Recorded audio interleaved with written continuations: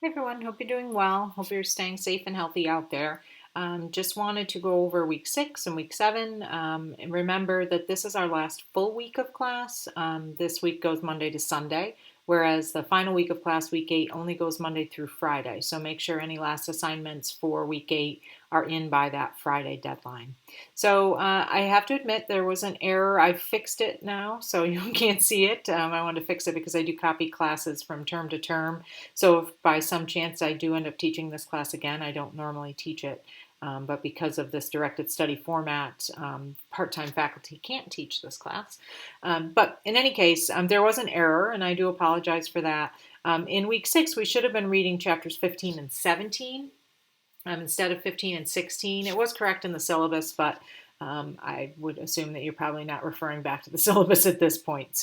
What I did do with the quiz is if you received any, actually you did really well on the questions for the chapter that you hadn't read, but if you had any of those wrong from chapter 16, from chapter 17, because I had you read chapters 15 and 16 last week. And this originally said 16 here. I did make the update. I gave you credit for those. So any of the ones that you got wrong, anything that you may have gotten wrong from chapter 17, you received credit for that in the quiz. Then we had our case study, discussion, the ed puzzle from last week, etc. So last week we were still focusing on employee relations, dealing with difficult situations with employees, those types of things. Week 7 is a little bit of a shift. We're actually going to be looking at labor relations a little bit more in a bit more detail. As well as managing relationships with unions. So this can be very important in the hospital setting. Many hospitals have unionized nursing staff, have unionized clerical staff, etc. So important piece. I'm not sure how prevalent unions are here. I know that UPMC does not currently have a nursing union. There was a push, or there probably still is, a push for that here. I'm kind of surprised that there aren't unions in the large facilities here, and there may be some, I'm just not aware. But mainly because this is Pittsburgh's pretty pro-union area, given its history as a steel town, and to be perfectly honest, UPMC doesn't pay their nursing staff very well as compared to complementary areas geographically across the nation. So I'm kind of surprised that they haven't pushed harder to unionize. The nurses haven't, but it's it's hard to say. But hopefully you'll get some ideas. There are only specific ways.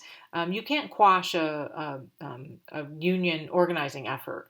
There are very specific laws about that, and it's important to understand that, especially in maybe you do end up going to work in a UPMC facility, working as a manager, and it'll be important to know what things you can do to what things you have to do to allow employees to gather and discuss potential unionization, etc. So it's a difficult area for hospitals because you certainly want to make sure your employees are treated properly, but sometimes union organizing efforts can take over employees' lives during their work hours. So that's really problematic when you're paying someone to be there and be doing their job, and they're spending their job time on this union effort. So there's some reading about that. Should be interesting, hopefully, for you. We have a discussion this week about Ebola. So this is, I think this is timely.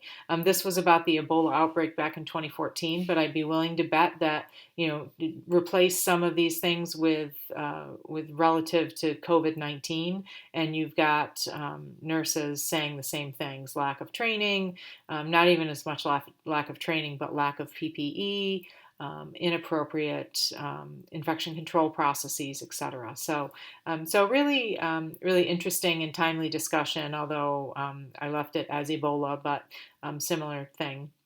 A written assignment about a union organizing campaign. Again, kind of short, but it's just a short assignment, 1 to 2 pages, but think about the types of things that you would want if you were a manager. And keep in mind that managers are typically not members of the union, so you don't necessarily have those union protections as a manager. Even though you're a manager, maybe you're a manager of a nursing unit, you're typically considered what's known as management confidential, meaning that you cannot be a member of the union. An example is at RMU, faculty are unionized. So in our department, all three of us, myself, Dr. Frendak, and Dr. Hampy. Dr. Hampy is the director of the program, so she is not a member of the union and does not have the same protections that Dr. Frendak and I have from the union. So it's important for folks that will be in management positions to understand the impact of the union, and then also in this case, we're looking for you to develop a list of talking points for your employees to encourage them to really think about moving toward becoming a union shop. But definitely keeping it legal, as it says here. So you'll learn about that, and I look forward to your comments there. Then we have the quiz, we have the ed puzzle, and that's about it. So let's hop over. I didn't open it yet, unfortunately. Let's see. We'll hop over to the couple of quiz questions I did want to go over. First one, which statement is true concerning relationships among employees? So I won't read them all here to you, but the correct answer was many organizations have rules governing personal relationships among employees on the job. And that's very true. If any of you, we've had some time to sit around and watch television here in our house, and we've been binging a bit of The Office because it's something good to have on in the background and just making noise and making us laugh occasionally. And if you are fans of The Office, think back to the documents that when Jan and Michael were dating, they had to sign, and when Jim and Pam finally got together, they had to sign. So there are some organizations will ban relationships between employees. They can't really have any impact on what you do outside of work. So it's certainly not something that they can say, okay, you could never go out on a date with a coworker, mainly because they can't control your life outside of the workplace. However, they can have rules in place that govern those relationships, and so that they don't impact your work life. My advice was always to my employees, or to my family, or to whomever, our kids, don't date someone that you work with, because then when you break up, you're going to have to leave your job. So it's or someone's going to have to leave their job. So I've always kind of thought of that way. It's always best to stay away from that type of relationship. But like we saw in The Office, if any of you were Office fans, that Jim and Pam thing was coming for a really long time, and it's a good thing. It's not a bad thing, as long as it doesn't impact their work productivity, etc. So organizations definitely have rules governing those types of relationships. In terms of preventing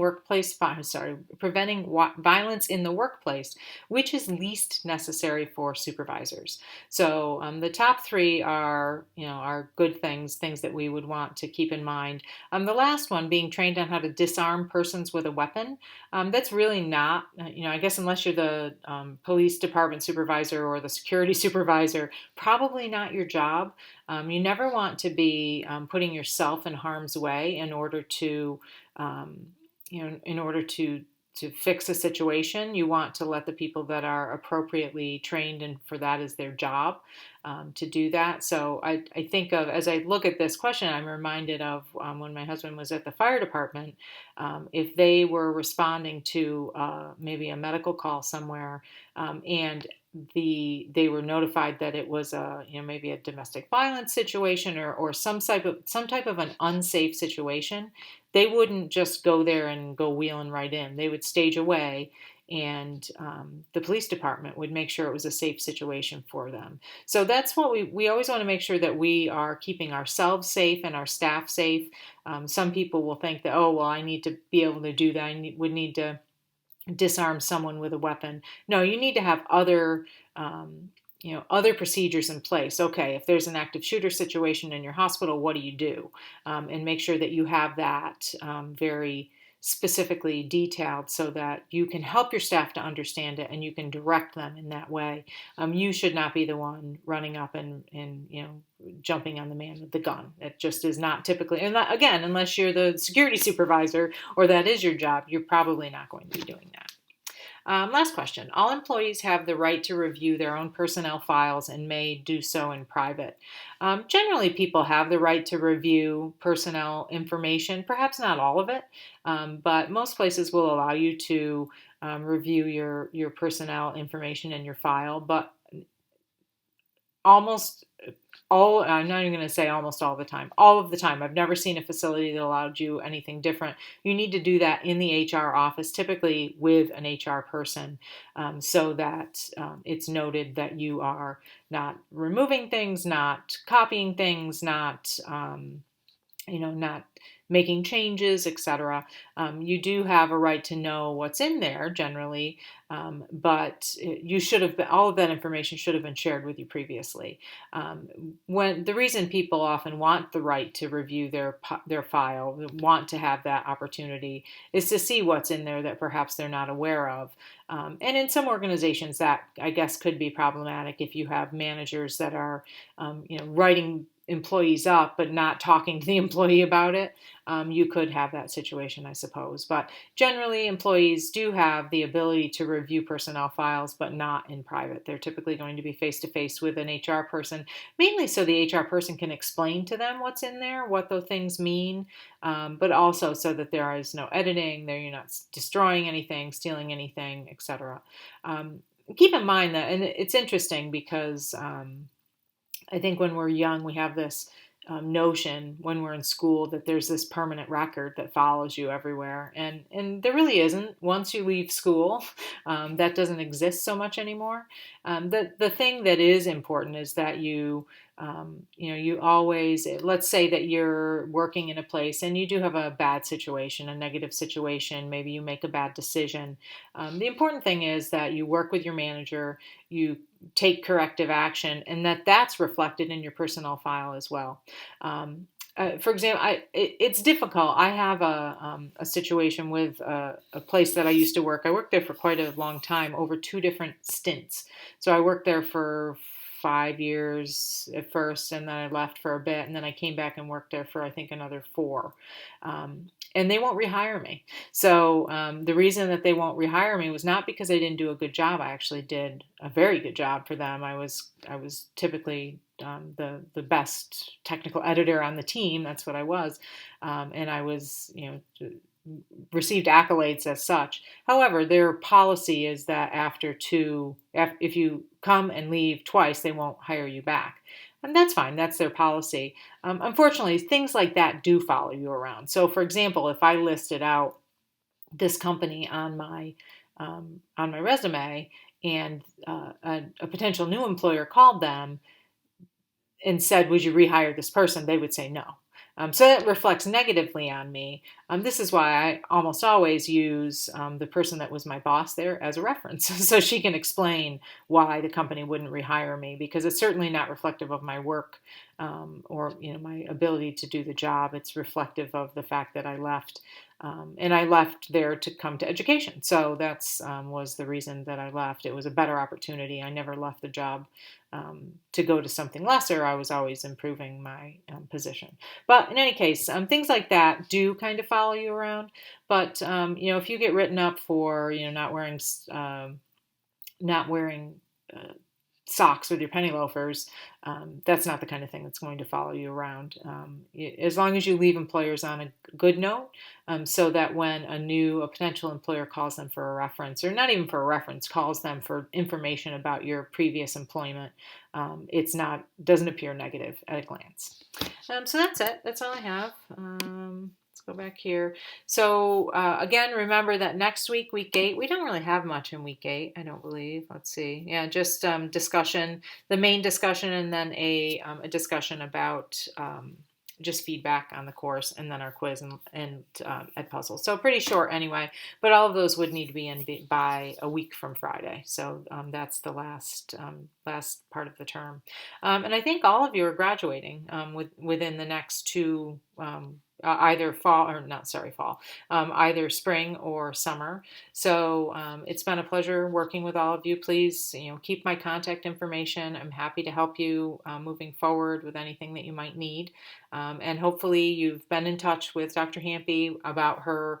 She wants to have a separate little celebration. We usually have a live celebration, a dinner before graduation, but obviously because of the inability to do that, she's looking to put together a virtual thing. If you're not interested in attending, it's a personal choice, you don't have to, but if you're not interested in attending, let her know that too. I know that she's been struggling to get some responses. So but that's all I have. I will talk to everyone next week, I guess. Probably our Ed Puzzle next week will be very short, but because we don't really have a lot of new material for next week. But so that's all I've got. Just let me know if you have any questions. Thanks.